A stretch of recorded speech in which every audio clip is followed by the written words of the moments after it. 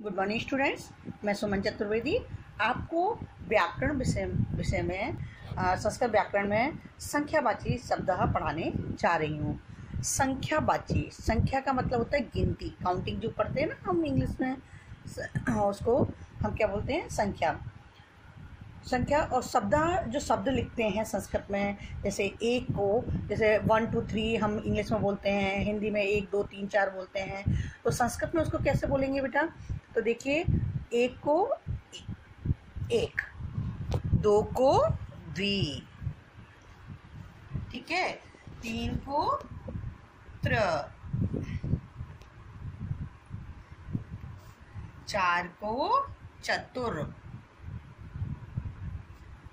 Okay, हलंत नीचे, पांच को पंच, आधा यहाँ और पंच, छह को षड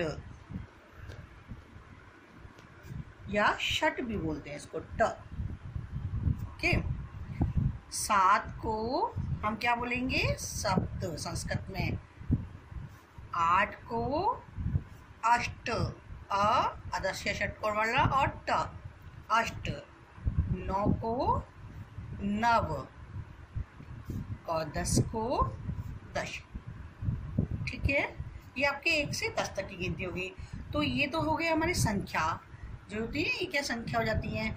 जो हमने शब्द लिखे हैं, जैसे आपने देखा है, अपने एग्जाम की कॉपियों में देखते हैं कि अंकों में लिखो, शब्दों में लिखो, तो ये हमारे जो एक, द्वि, त्रिय, चतुर, पंच, षड, सप्त, ये क्या है? हमारे शब्द हो गए, ठीक है। संख्या गिनती हो गई। संख्या में गिनतियाँ, काउंटिंग 1 से 20 तक की बता रही हूँ। 10 तक ही हो गया।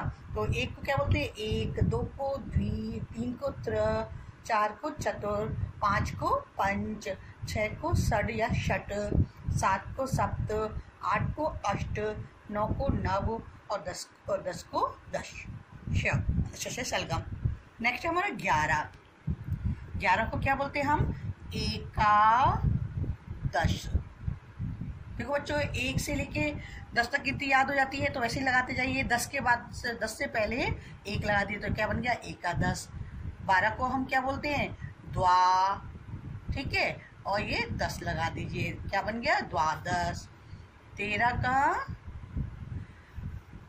त्रय होता है तो त्रयोदश, ठीक है। 10 तो है ही है, 10 के बाद में गिनती लगाते जाइए। 14 को क्या बोलते हैं? चतुर बोलते हैं, तो क्या बोलेंगे? चतुर्दश। र जो होता है हम उसको आगे वाले उस पे द पे लगा देंगे, तो क्या बन जाएगा? चतुर्दश। 15, 5 को क्या बोलते हैं? पंच, तो पंच लिख दिया, और 10 में 10 तो पंच 10 यानी कि 15। 16 को षड और षट, और 6 को क्या बोलते हैं? षड और षट बोलते हैं, लेकिन यहाँ षट 10 नहीं लिखेंगे। यहाँ क्या लिखेंगे हम? ये आपको याद करना पड़ेगा। उसको हम बोलते हैं षोडश, ठीक है। 17 वही 10 तो लिखते ही हैं, तो और 7 को क्या लिखते हैं? सप्त, तो सप्तदश यानी कि 17। 7 और 10 कितने हुए? 17।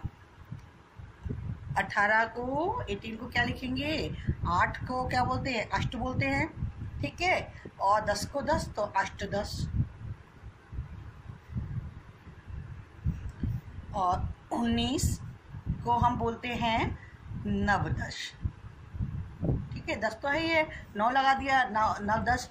और एक और बोलते हैं बेटा, एकोन विशति, विशंति, वे छोटी की मात्रा, बिंदी, शलगम, और छोटी की मात्रा विशंति, ठीक है। इसको 19 को 2 तरह से लिखा जाता है। एक तो होता है नवदश, यानी कि 9 + 10 कितना हो गया? 19। और एक एकोन विशंति, यानी कि 20 में 1 कम करेंगे तो कितना हो जाएगा? 19। और ये 10 + 9 लिखेंगे तो क्या हो जाएगा? 19। होता है कि नहीं? 2 तरह से लिखा जाता है, 10 और 9 19।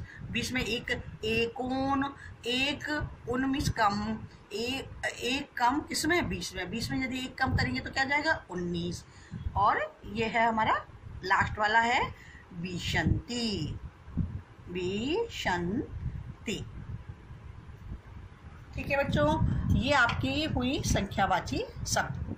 ठीक है, तो एक, एक, एक, द्वि, त्र, चतुर, पंच, षड या षट, 7 का सप्त, 8 का अष्ट, 9 का नव और 10 का दश। ऐसे ही सेम 10 के बाद में एकादश, द्वादश, त्रयोदश, चतुर्दश, 10 के आगे देखो 4 को चतुर्दश, 5 पंच बोलते हैं, 5 तो है ये और 10 तो पंचदश, षोडश, सप्तदश, अष्टादश बोलते हैं, ठीक है।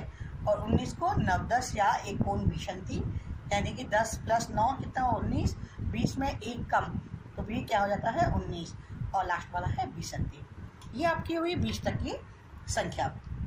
बच्चों देखो 1 से 4 तक की जो गिनतियाँ होती हैं 1 से 4 तक की जो गिनतियाँ होती हैं वो तीनों लिंगों में अलग अलग तरह से बोली जाती है। लिंग कितने होते हैं हमारे, बताए थे मैंने। लिंग कितने होते हैं 3, पुल्लिंग, स्त्रीलिंग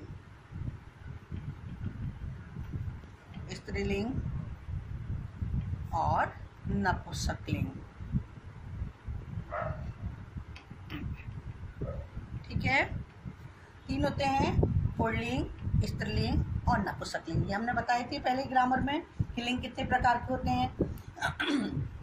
तो देखिए बेटा, पुल्लिंग में ये 1 से लेकर 4 तक की गिनतियाँ अलग अलग तीनों लिंगों में बोली जाती हैं। अब जैसे एक और वचन भी कितने प्रकार बताए थे मैंने, 3 वचन बताए थे, एक वचन, द्विवचन और बहुवचन। एक के लिए जो एक है हमारा, एक के लिए एक वचन का प्रयोग होता है, 2 किसके लिए आता है द्विवचन में आता है, और 3 किसके लिए आता है 2 से अधिक के बहुवचन में आते हैं, ठीक है। तो ये देखिए पुल्लिंग में एक को कैसे लिखेंगे, एकः, जहाँ विसर्ग आता है एकः अह आता है वो तो पुल्लिंग संख्या है। स्त्रीलिंग में मैंने क्या बताया था, आ की मात्रा आती है तो क्या बन गया एका, तो और नपुंसकलिंग में क्या बन गया एकम, ठीक है। ऐसे ही द्वि देखिए तो कैसे बनेगा, 2 के लिए हम क्या औ का प्रयोग करते हैं तो दऊ, जैसे बाल कऊ, द्विवचन में बाल के है बाल कऊ, औ का प्रयोग करते हैं तो द्वय में औ की मात्रा लगा दीजिए। तो द्वि को हम पुल्लिंग में क्या बोलेंगे दऊ, स्त्रीलिंग में क्या बोलेंगे द्वे, जैसे चलते हैं ना बालिका बालिके, लता लते, तो द्विवचन में क्या बोलेंगे द्वे, दा पे निचादा वे और एक ही मात्रा द्वे। और नपुंसकलिंग में भी फलम फली फलानी सिखाया था मैंने, तो द्विवचन में क्या है फले, तो ऐसी द्वे, ठीक है। 3 के किस प्रकार पर चलेंगे, तो पुल्लिंग में चलेगा हमारा त्रय विसर्ग, ठीक है। और स्त्रीलिंग में हम 3 को कैसे लिखेंगे तिस्र, श बनाइए आधा श, फिर र बनाइए तिस्र, और नपुंसकलिंग में त्रीणी, इस प्रकार लिखे जाते हैं। 4 को चत्वारः, चत्रश,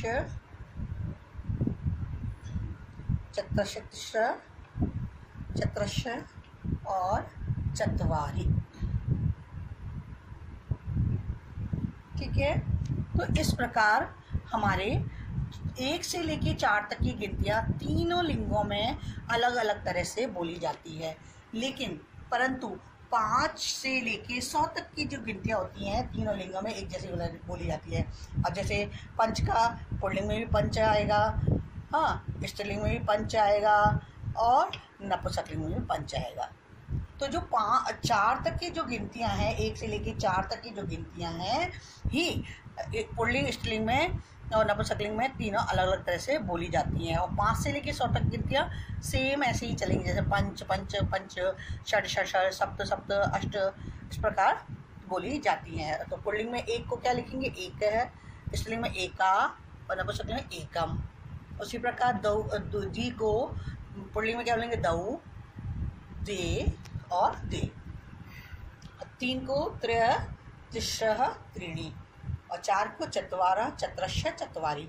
बाकी 5 से लेके 100 तक की गिनतियाँ होती हैं बेटा, तो वो अभी तो आपके 1 से 20 तक की गिनतियाँ हैं 6th क्लास में, तो उतना ही पढ़ाएंगे। 100 तक की गिनतियाँ सेम तीनों लिंगों में एक जैसी ही चलती है, जैसे षट षट, अष्ट अष्ट, नव नव, एकादश, द्वादश, इसी प्रकार से वो तीनों लिंगों में नहीं चलती है। केवल 1 से 4 तक की तीनों लिंगों में अलग अलग तरह से बोली जाती है। तो बच्चों ये ध्यान होना चाहिए, याद भी होना चाहिए। जैसे एग्जाम में आता है, सपोज करो जैसे एग्जाम में आता है जैसे 2 बालक। अब देखिए, अब 2 को हम संख्यावाची में किस प्रकार लिखेंगे? 2 को, अब बालक क्या है हमारा? पुल्लिंग का है, तो पुल्लिंग का है तो द्वि नहीं लगाएंगे, वहां क्या लगाएंगे हम? दऊ। और बालक कितना है? बालकऊ। ठीक है, तो 2 बालक, दऊ बालक, बालकऊ। जैसे 3 बालिका।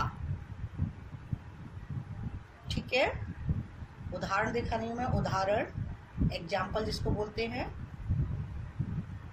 2 बालक, 2 बालकऊ। अब जैसे 3 है, 3 बालिका। अब बालिका क्या है? स्त्रीलिंग में है, और 3 के स्त्रीलिंग में 3 को हम क्या बोलते हैं? तो क्या लिखाया था हमने? तिस्र। तो तिस्र। अब कितना होगा? बालिका, क्योंकि एक नहीं है, बहुवचन में आता है 3, तो बालिका। तो 3 बालिका को संस्कृत में कैसे लेंगे? तिस्र बालिका, 3 बालिका। तो इस प्रकार के क्वेश्चंस आते हैं, फिल इन द ब्लैंक्स में भी आते हैं, और ऐसे फिल करने के लिए भी आते हैं, और सेंटेंस बनाने के लिए भी आते हैं। जैसे लिखा, तीसरा एक और उदाहरण देती हूँ, जैसे 10 फल, 10 फल। ठीक है, अब 10 की संस्कृत क्या होती है? 10 की संस्कृत क्या होती है? 10 ही होती है। ठीक है, क्योंकि बोला था 5 से लेके जितनी भी संख्या होती हैं वो एक जैसी चलती हैं, तो 10 हो गई।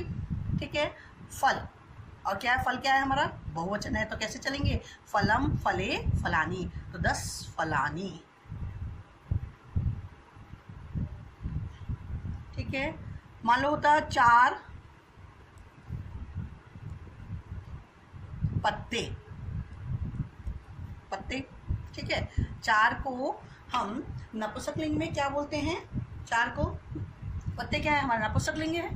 फल की तरह चलेंगे, पत्रम, पत्रे, पत्राणी। तो 4 को नपुंसकलिंग में क्या बोलते हैं? चत्वारी। तो क्या लिखेंगे? चत्वारी पत्राणी। ठीक है बच्चों, ये अच्छी तरह से आप अपनी नोटबुक में लिखना, लर्न करना और समझना, सबको लर्न होना चाहिए। आप ग्रामर का वर्क ध्यान से करना और समझना, क्योंकि ये आगे भी आपके क्लासों में काम आता है। धन्यवाद।